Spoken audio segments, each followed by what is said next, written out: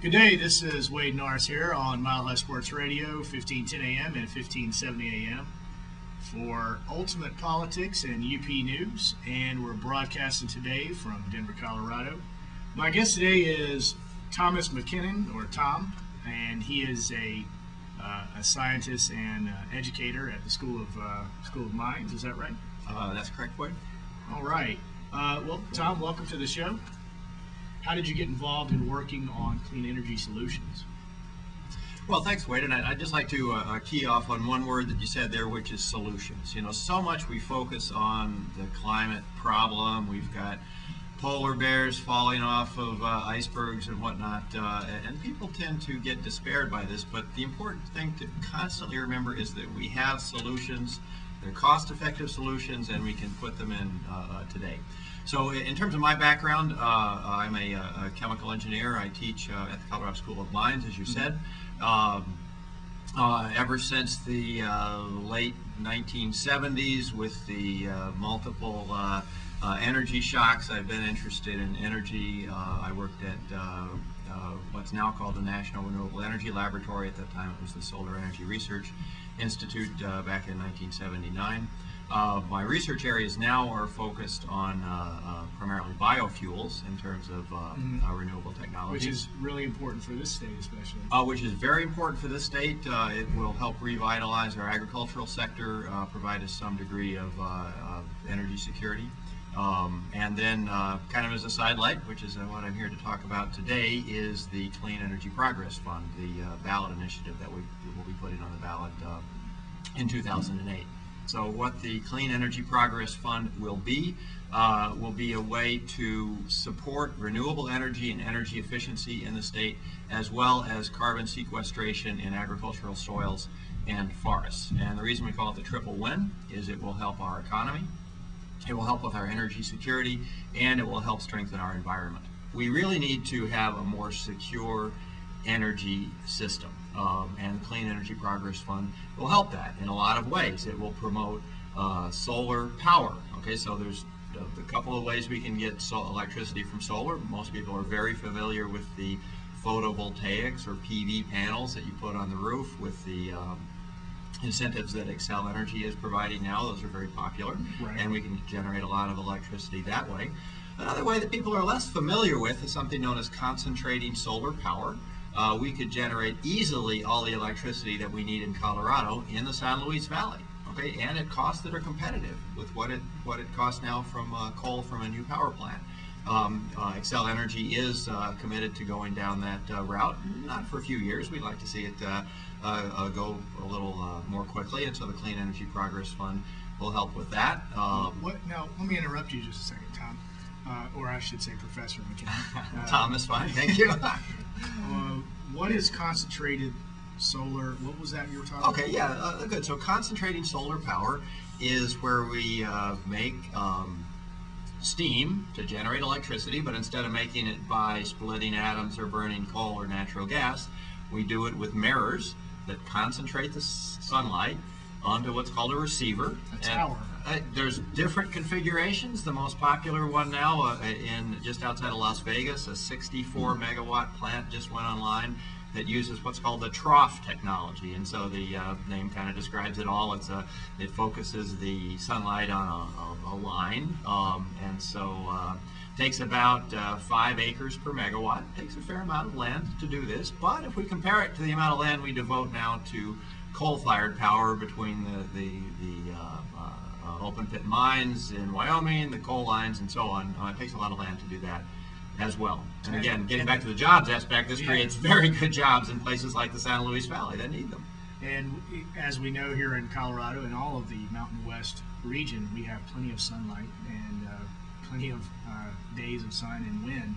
And the other thing, just to go back to talking about, you know, some of the incidents that happened in the past couple of years, the Sago mining incident, you know, coal mining is flat out, it's a lot more dangerous than what this sounds like it would be, and it sounds like it would be a lot overall, not just a better energy source, but much better for the environment. Much better for the environment and much better for the economy. So as we begin to close down the coal mines, which we have to, I mean, we are at an energy crossroads, whether we like it or not, the coal miners, at first blush will be out of jobs, but there'll be far more jobs created in these renewable areas, and they're good jobs as well. And so many of the things that we're proposing in the Clean Energy Progress Fund, the only way for it to happen would be for the government. An example of that would be upgrading our transmission lines so we can get, right now we've got tons of wind resource in northeast and southeast Colorado, and we're just simply limited by transmission lines to get them into Denver. So that's a place where the government does have to step in, and we have something called the Clean Energy Development Authority that's helping out with that. Households spending a very small amount of money, $2.50 per month, will be able to provide a collective effort, a couple $100 million for the state to go and just provide access. One of the things that we would propose doing in here is just being able to create community action, and that's already going on. There's some that I'm personally familiar with in Boulder. They must be going on elsewhere, where just communities are getting together and collectively talking about how they can save energy and help the environment. Now, young people are very keenly aware, and the public in general, because of former Vice President and should have been President Al Gore, his movie, Inconvenient Truth. Tell us about how this is going to be good for the environment.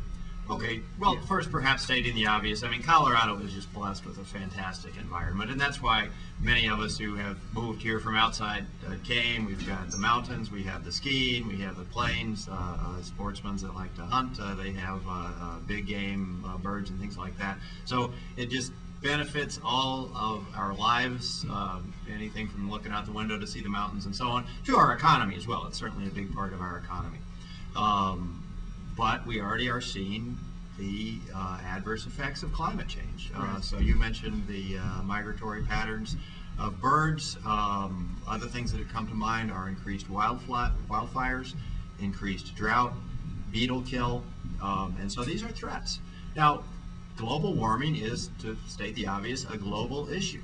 All right, so Colorado by itself, we could eliminate our climate heat trapping emissions to zero, and it would still be there'd still be a problem.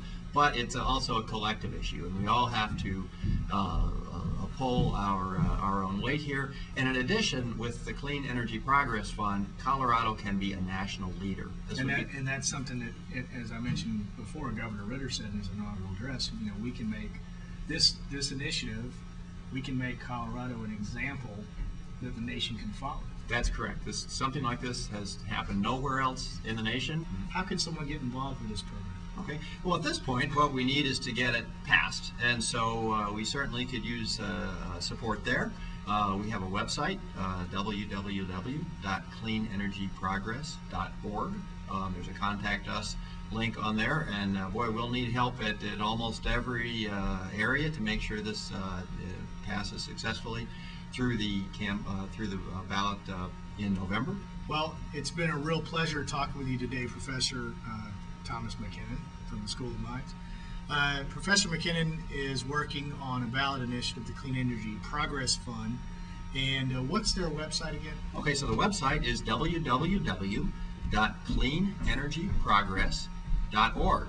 And so if you'd like to help out strengthen our economy, if you're concerned about our threatened energy security and would like to reduce the amount of energy that we import, get it locally, or if you're concerned about the environment, we would love to have your help. Go to our website, again, cleanenergyprogress.org. There's a contact us link on the top, and we'd love to hear from you.